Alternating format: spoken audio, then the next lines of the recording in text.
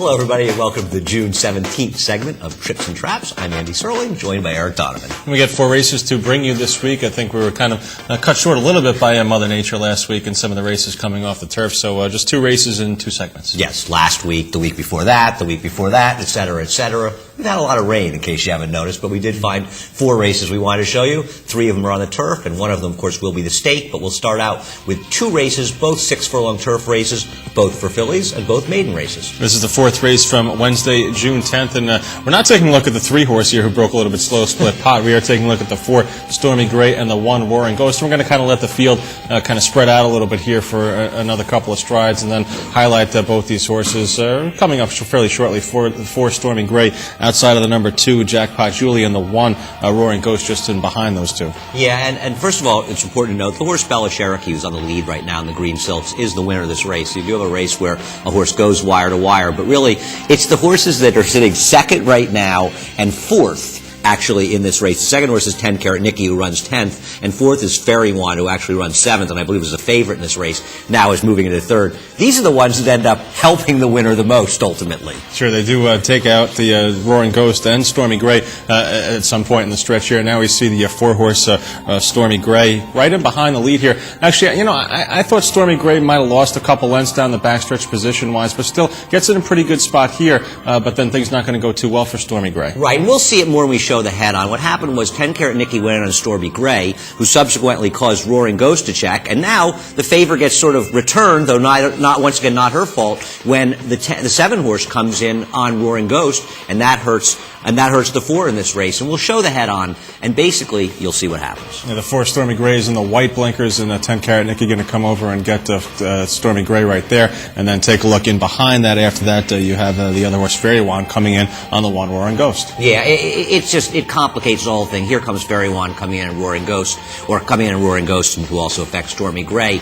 It's a weird race because I do think that Roaring Ghost probably would have won the race, but probably would have won with a perfect trip had it happened. I also don't know how good a horse Stormy Gray really is, and that's my problem. And were these just horses that were tracking the pace and getting good trips and going to win and prevented from winning? How much do you want to move them up the next time they run? Good questions. You know, Stormy Gray, I don't really think had much of a chance to run at all through the stretch, and still finished 5th in here. Wasn't badly beaten in the race. Stormy Gray's had a number of chances on the turf. This was her 6th or 7th turf start, actually. These last couple starts have been for special weights. Maybe she needs to drop back in for maiden claiming. Yeah, maybe she does. And it's a weird race because the winner wired because of the trouble these horses had. But the other horse, but she would have finished behind them because they got perfect trips. So it's sort of a very strange race. And for instance, Royal Valentine, who finished 4th, a horse who tucked in last, had a little bit of trouble early, but ultimately had a pretty good trip in a race that seemingly collapsed. And the dynamics were more towards closers in this race. It's a tough read, but I think that a lot of people are going to be focusing on Roaring Ghost, especially coming back next time with a troubled trip, and I just don't buy it that much. Yeah, I agree with you there. I think this race still has some results to be known later on, that you're going to have to take a look at some of the horses that came out of this race and see where they ran to really decide if you want to back one of these horses or not. Yeah, I have a feeling it's not that strong a field ultimately, and I think I'm going to be looking to bet against Roaring Ghost, and we'll see where Stormy Gray shows up the next time, but I think we may have some underlays. They may be traps, horses that had trips, but ultimately are traps. All right, let's get on to the second race in this segment here, and we'll advance to Thursday's 7th race, and we're going to take a look at the 9 Star Orchid and the 8 Whisked Away. We'll also talk a little about the 1 Miss World. Yeah, I mean, Miss World finishes 2nd. Maybe you'll say that she was sort of hemmed in during the race and could have won the race, but she also saved ground. Star Orchid, who finished 3rd, is a very obvious horse. I think when she stretches out, she was coming off a layoff, turning back for Mike Hush, and probably this was somewhat of a prep for a race down the road.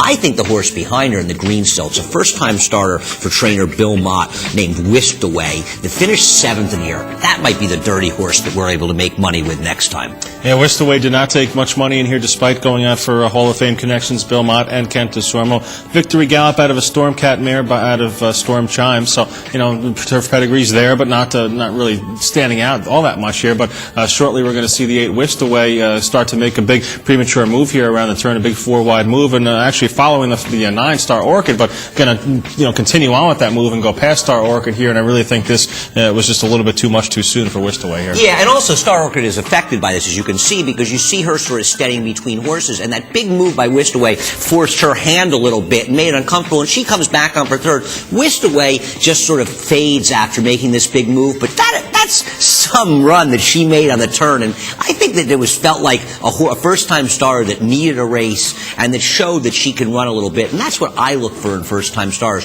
Horses that do something during the running of the race that makes me feel like they have a little something extra. I saw it with Whisked Away, and she's the one I want down the road. Now, what about Miss World? We said we'd touch on Miss World a little bit in this race. I guess some people are going to make the argument that she was hemmed in a little bit in the stretch, and she got in a clearer trip. Maybe she wins the race. Yeah, maybe she does. She was really running at the end. There's no doubt about it. She's probably okay, but, once again, I think it's a situation of, she's a very logical horse, and next time she runs in a similar spot, maybe stretching out to 7, maybe even a mile, she's a very logical horse, and will probably be a factor in there, but not a big price, and we're trying to uncover horses that might be a little bit hidden. Well, let's hope we get a little bit of a decent price on Whisked Away at least. They'll hope for 4 or 5 to 1 second time out. 8 to 1, 10 to 1. We hope for the most. Yeah, exactly. We'll have to see what kind of field she ends up at a second time out. Yeah, absolutely. Anyway, this is going to end the first segment of Trips and Traps, and once again, we love hearing from people, so you can contact us at our email address. That's tripsandtraps@NYRAinc.com. Once again, send us races. We'll try to cover them. The earlier you send them, the better. Got one a little bit late. Maybe I'll talk about that another time. And anyway, thanks for watching. And come on back for the second segment.